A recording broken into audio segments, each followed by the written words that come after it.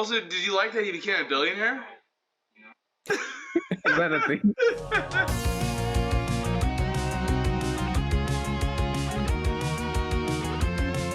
How's it going, guys? Welcome back to What Do You Think? It's me, Amir. I'm Alvin. I'm back. Yeah, we got Alvan back, and we got a new video for you guys today. So we decided there wasn't really many movies to check out because obviously there's a strike going on, and the Hollywood execs don't want to pay their writers and actors, which is bullshit. So we decided to actually open a book. Alvin, what book did we open up this week? So, Spider-Man's, he's always in pop culture, but because of Across the Spider-Verse and Spider-Man 2, the video game, and obviously our favorite, Spider-Man Lotus, we're going to be discussing Spider-Man Life Story. Is that okay? Exactly. Yeah. So, Spider-Man Life Story is just a really cool comic book about Peter Parker, and it starts as him as a 16-year-old in the 60s, and then it goes all the way to the modern day, and it actually ages real time. So by the end of the story, Peter's an old man, but he's still Spider-Man as an old man, and I think that was the most interesting aspect of this comic, I thought. And I think it's also important to let you guys know that this is for sure, I think Alvin can agree, it's very much like an Elseworld non-canon story, right? 100%. This is non-canon to like any universe, I think. Right. Yeah, it's for sure. It takes the things that you know about the character, and I think it does a good job of kind of like throwing that in, sprinkling it through the other decades.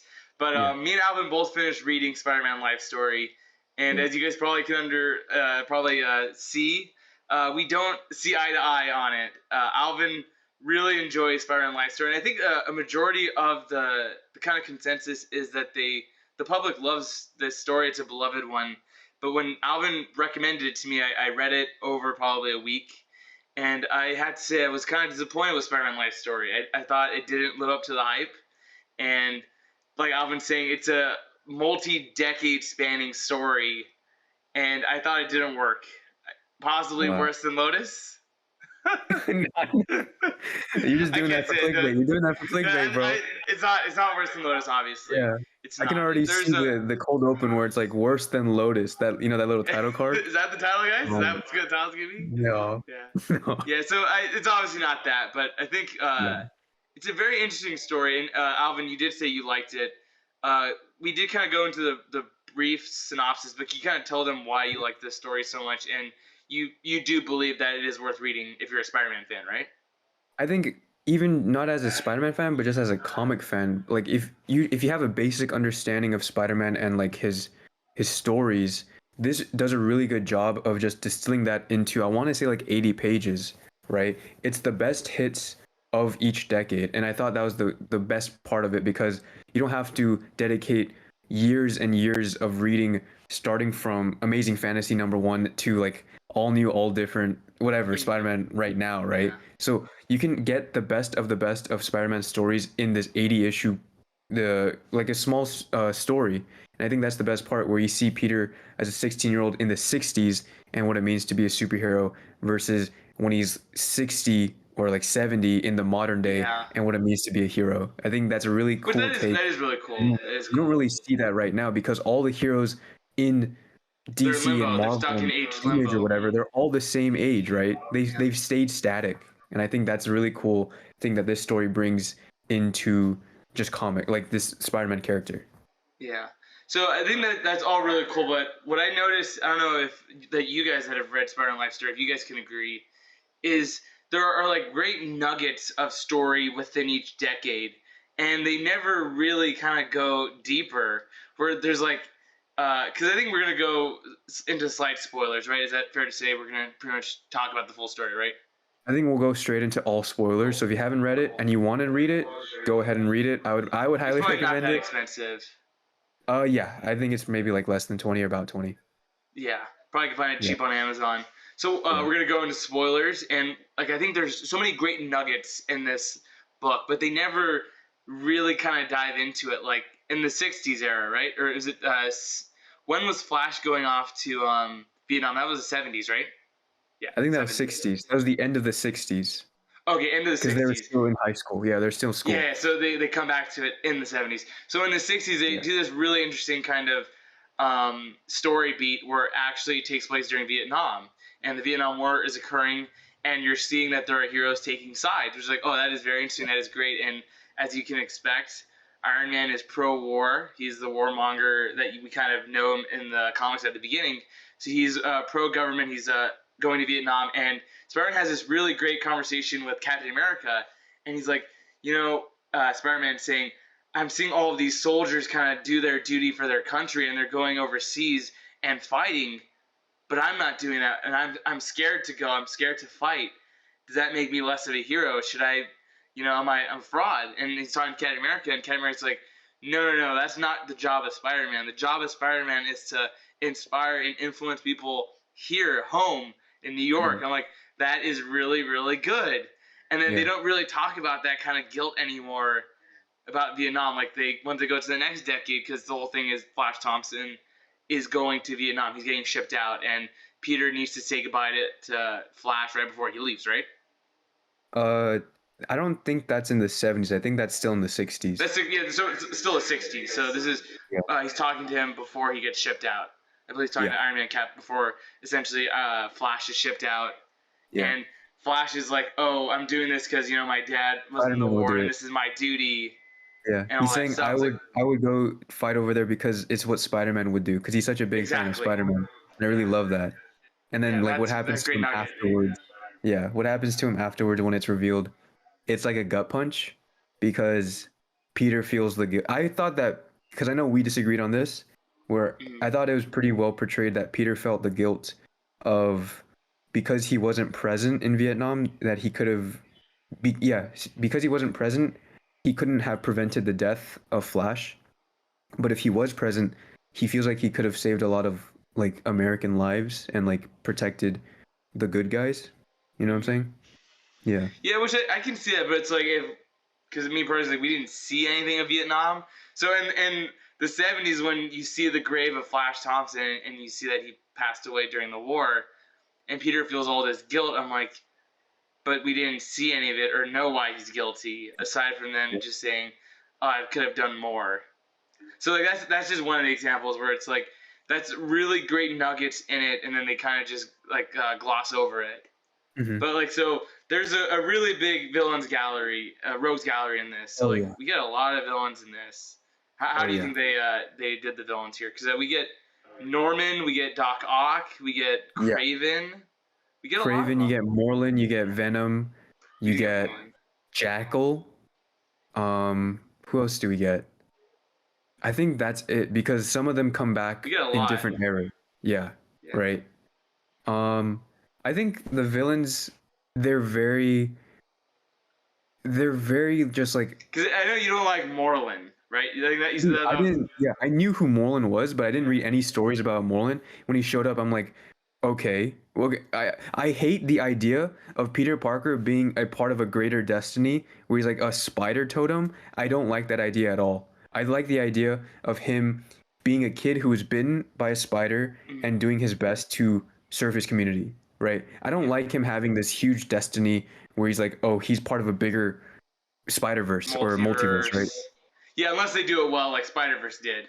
But I agree. And like you're saying, like they'll throw in like the Morlun, his greater destiny, and like, because this is a very jam-packed story. So there's like a lot of things that they are like they do like a Secret Wars. They hint at Secret Wars. Remember that? Yeah. They do that splash panel of Secret Wars from like the 80s, and then they do another splash panel of Civil War from 2006. Oh, okay. Right? Yeah. I forgot they do Civil War, yeah. Yeah. Yeah. So that's like another thing. So we get to see like Reed Richards, we get to see all the heroes, we get to see all the villains. Yeah. And then we get to see some pretty like, I think honestly wasted potential. Like they bring back they show Norman and Harry in this.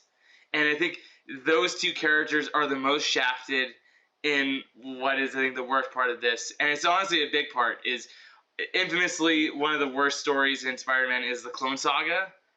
And I don't know why that is such a big part of Life's story. Like so that's the main reason why I don't like this. So I guess this would kind of be the thesis of this book is I think it's terrible why Life's story is adapting the Clone Saga. And I think, sorry, go ahead.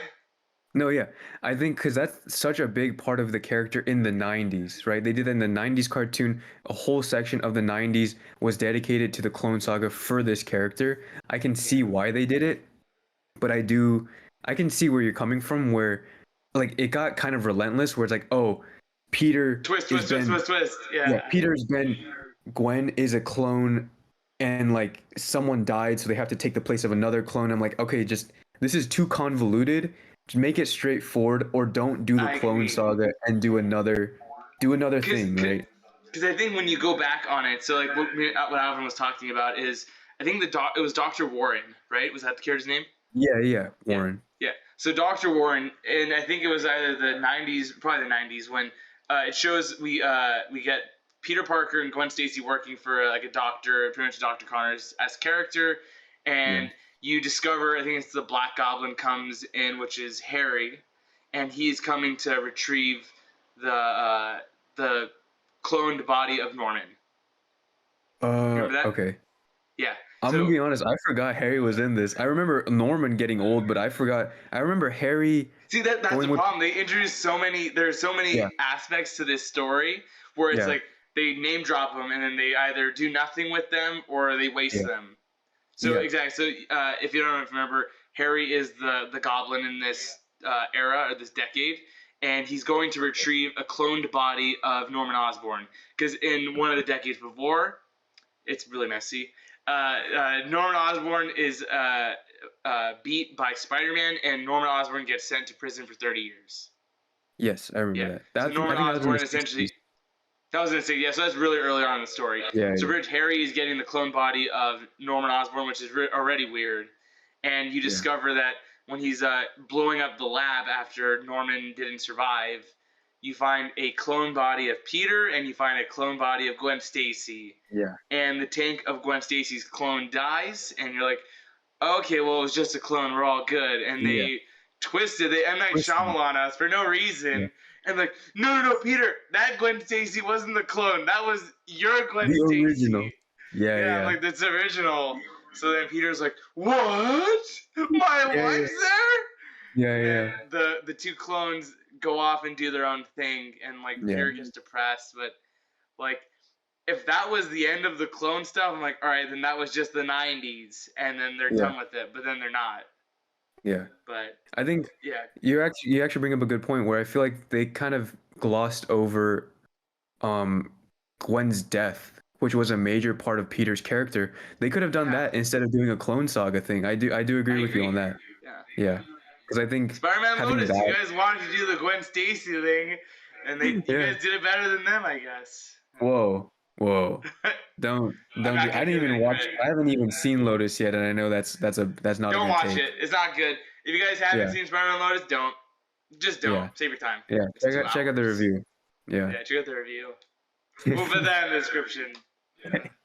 Exactly. I So do. let's like, what would you say for them? What is like the main theme that they wanted to say about Peter? Because I feel like when you're watching this or when you're reading it, sorry, I feel like there's not really much of a lesson aside from like, oh, this is the life of Peter. Wow. And you call yourself a Spider-Man fan, huh? Come on, Amir. What do you I think So what do you think? I think this shows that it's still true to Peter Parker as a character at his heart. No matter how old he gets, he's still that hero, right? He's not gonna let anything deter him. Like he comes back every time and he saves the day, no matter what age he is. Right? Once he was bitten by that spider, he's always gonna be Spider-Man, right? And then at the end of the story, he makes the ultimate sacrifice, right? He saves Miles, he saves his family, he saves the world. And I think that's a really good end to his story, just being the hero that he is, right? He's always been this hero, with or without the spider powers. Did he ever kind of go through the moment of not wanting? Because I know you're saying he's the hero at the end of the day. I don't think they ever kind of showed him hang up the mantle, right? Did he? I think he Because just you know when got older. he switches when he meets Ben Riley again, they do Yeah, the little twist of Peter's actually Ben Riley and Ben Riley's actually Peter, yeah, and then Ben Riley becomes Spider-Man again. So they're both Yeah. Spider-Man at the same time. But he never gives up being Spider-Man, right? So he never kind of goes through an arc because he's Spider-Man the whole time. Yeah. And what's your point? What's your point? So he's the same character. So I'm I like, thought you loved Spider-Man. You love I Spider-Man, do right? love Spider-Man. Yeah. I do like my poster here. We got Spider-Man 2. He Yeah. chooses not to be Spider-Man. He becomes heroic by understanding the consequences and then still becomes a hero. See, But I feel like that's the awesome thing about art. There can be many there's different multiple takes on a very iterations. specific Oh thing. my Yeah. god. Yeah. See, Yeah. Tobey Maguire in that poster right there chose not to be Spider-Man, but took up the mantle again because he realized that there always needs to be a Spider-Man. But this Peter Parker right here, he's always Spider-Man because there always needs to be help. You know? Also, did you like that he became a billionaire? Is that a thing? Yeah, you don't remember he has instead of Stark Industries, he has Parker Industries. Parker Industries? And then Good for also him. what's so stupid Good for too. him. Oh, that's why he's exploring space at the end, right? Yes, yeah, so Yeah. if you guys didn't read this, what's also so stupid is they take it into space. So like for some reason they decide to bring in, like, it's cool they bring Miles Morales in, right? But then they do the stupid twist of Spider-Man Dying Wish, which if you don't know that comic book, that's Amazing Spider-Man 700, where Peter Parker dies in the main, was it 626? 616. 616. So this is when Peter Parker dies by having the consciousness of himself and Doc Ock trading places, right? Yeah, Superior Spider-Man. So they do that here, which is for no reason. So like they do that with Doc Ock and Miles Morales. So when you see Miles, it's actually the mustache twirling Doc Ock, and then they stop him in like 3 pages. They're like, He counted. He counted the pages. Otto, what would Aunt May do? And then that's it. And he's like, "You're right. I gotta switch back. Give me Miles." I was like, Yeah. So I'm happy that you liked it when you read it, but like if you were there, guys, when I was reading it, like every decade I would audibly say, "Wow, that was stupid," and then I'll get to the next decade, and I'm like, "Wow, it's even worse." Nah, I think you're just a hater. You're just a hater. I don't think you can't say it just because I have different opinions. I'm a hater. I mean, I don't even think you remember the story. You didn't remember that Norman was in there. You didn't know Harry was in there. I remember Norman. I remember at the end, Norman died. Right? Yeah, Norman. Yeah, but it was so stupid how he died too. Do you remember Tell me how he died. Tell me how he died. Yeah, so he tells Peter tells Norman, "Hey, Harry died. Did you know that?" And then he has a heart attack. And he's like, "Damn you, Peter," and then dies. That's awesome. That's awesome. Okay. Yeah, I guess I would love to see Willem Dafoe do that. But yeah, I mean, I'm happy you liked it. Is there anything else we want to talk about it? Because I mean, I do think, is it worth reading? Yes. Do I think it's a good read? No. I don't think it really is. I think it's an easy read, and I think as a Spider-Man fan, at the end of the day, I was just let down by the potential that was there. Because I think when I went in going into Spider-Man Life Story, I expected it to be a more grounded kind of story and not just focusing on the heroics of Spider-Man, but essentially seeing the life and death of a hero, right? And essentially seeing kind of the heroic things he can be doing that are separate from Spider-Man. I believe this actually did show the life and death of a hero, but that's just me. No, it does, but I'm saying I expected it to be like a more elevated, grounded, like, because when you were telling me how it won all these awards, I'm like, okay, this is probably like a true graphic novel and not really another Spider-Man story. And I think at the end of the day, which is, I think, the biggest crime, is just another Spider-Man story, which it could be more, right? Here's what I'll say, right? I think if you go in expecting nothing, then it will be exceeded. That's it. That's the bar. Yeah. Okay. Right? Whatever experience you do in life, go in with rock bottom expectations, because now anything that happens, it will be exceeded. You see what I'm saying? Okay. You're not wrong. Always expect disappointment and you'll never be sad. I guess that's what you're saying. That's the lesson for the day. Yeah. I think that really shows how much of a Spider-Man fan that you are, right? In what regard? you're a diehard Spider-Man fan. You had really high expectations for this. Well, I mean, of course, I'm always going to give something the benefit of the doubt. And I do think it is worth reading. And I'm really curious to see Yeah. what you guys think. Maybe I'm in the minority. Maybe people do love this. But Yeah. the way I was kind of expecting the story to play is just kind of going more into the normal life of Peter. And we don't get that. It's not really a Peter story. It's a Spider-Man story, which I think is unfortunate. I will say, I think even though that I enjoyed it, I will also give Amir some credit where I think I wish this was more. I wish this was more than 80 pages. You see how thin this is? This spans from the 1960s to the 2010s, and it's Yeah, like so 80 it's pages. less than 20 pages a decade, pretty much. Yeah, Yeah. exactly. I think you can read this in a day, right? This is a very easy read.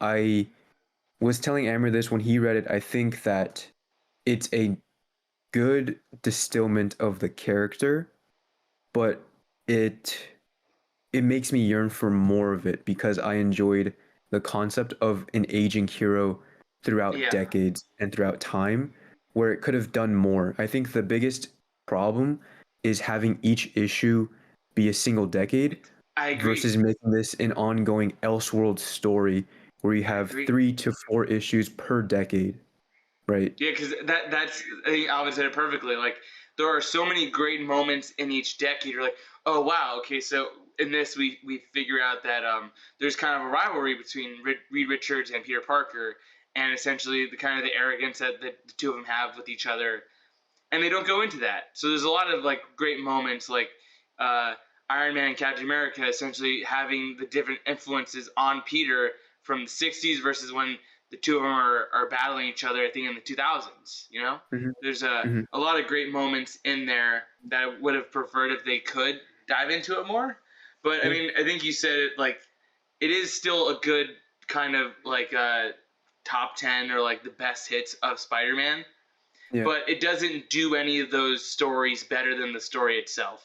If that Oh, makes sense. 100. Yeah, 100%. I'd rather read the actual stories from the era than Yeah.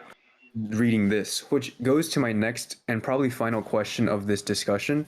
Is this accessible to newer comic readers? Yes or no? That's a tough one. I Because stumped you. I want to say yes. I want to Uh-huh. say it is accessible, but it's like I think for a new comic reader, it's almost too much. I There's too agree. much story. I think if much you story, not know enough the story. character, if you know the character through tangentially through movies or cartoons or something, it is worth checking out. That does the heavy But lifting. Definitely agree. if you haven't read a single comic or you're not even a comic fan and you pick this up to read, It won't change anything. you'll be lost because it, like you said, it delves into Moreland, Symbiote, Clone Saga. You have to know the relationships between all of it. Civil War, Yeah. Secret Death of Gwen Wars. Right? You have to Stacy. know. You not only have to know Marvel. You not only have to know like Spider-Man history. You have to know Marvel comic history. You know what I'm saying? Beautifully said. Yeah, I agree. Yeah. And I think that's why I was like, oh, they want me to care about these moments because which I guess it's perfect for the Spider-Man fan that knows Yeah. all of it. But it's like Yeah. if you don't kind of have that connection, or if you want them to build that and earn it on its own, you're not going to get that here. Yeah. Yeah. Yeah. That's pretty much. So well I guess said, we found a middle ground. A middle ground. Yeah. I think if you're interested in it, it's definitely worth checking out. It's definitely not the first thing you should read, though. Yeah, I agree. Right. Yeah. So I guess what Spider-Man story would you recommend to them then? I was gifted a omnibus of the first, I want to say 20 something issues from Kevin, our friend, Oh yeah. as a birthday gift. And I read that last year throughout the first few months of 2022. And that literally goes from Amazing Fantasy #1 to when he gets, his origin to, I think they bring in Doctor Doom and the Fantastic Four. And these are the 60s comics written by Stan Lee, Steve Ditko, all that. Do they hold up, or does it feel oldie, like old timey, or does it feel like true classics? It's golden age. It's definitely of its era, but that's probably the thing that I would recommend if you wanted to get into Spider-Man. Go back to the first few issues, go back to the originals and just read it, because there's something timeless and I want to say like this might be weird, but like kind of magical about it, where it's like this was created in the '60s, but seeing how it's still How it still relevant today. resonates 60 years Exactly. later. That's Exactly. crazy. Yeah. That's So cool. that's my recommendation. I would say go back to the originals. That's cool. I respect that. What about you, Amir? What would you recommend? Yeah, I mean, honestly, I think that's a great one. And even like, I mean, I think we grew up as kids watching the cartoons. I think those are a lot of great stories. And yeah, like Spectacular Spider-Man, I love. But Hmm. I think that's a great idea because a lot of stuff I've read were just kind of comics I would find at Frankenstein for like 25 cents. Like I remember as a kid, one of the biggest comics I ever had was a reprinted. I think it was called. It wasn't Amazing Fantasy because it was a reprint. I think it was like Amazing Tales of or something, and it Yeah. was the reprint of the Death of Gwen Stacy. So I remember I had that. I used to have an old comic book wall of Spider-Man Yeah. comics, I and I remember would that. just Yeah. find anything I would read.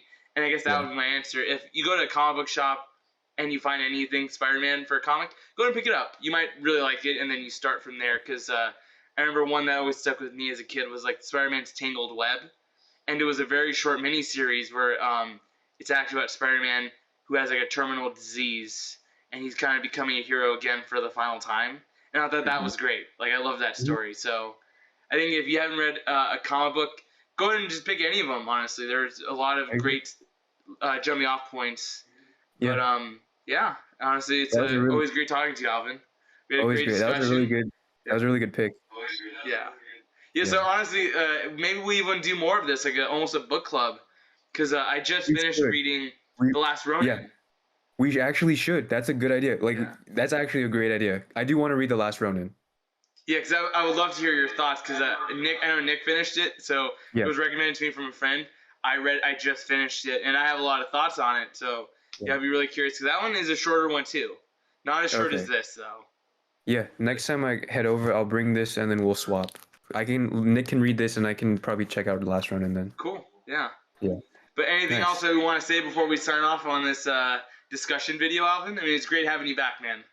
Yeah, it's good to be back. I know it's a little bit different. So right now we're kind of in this, we're experimenting a bit just because of changes in Yeah. both of our lives, but you will still keep putting out content, keep pumping things out. So just stay tuned. Yeah, exactly. Yeah, and Alvin said this is just going to be the beginning of more stuff that we're having coming out. So we're going to be branching out then more than just movies, TVs, games, books. So make sure to keep it locked on. Well, what do you think? It's been me, Amir. I'm Alvin. Yeah, and it's been a great one, guys. See you next time.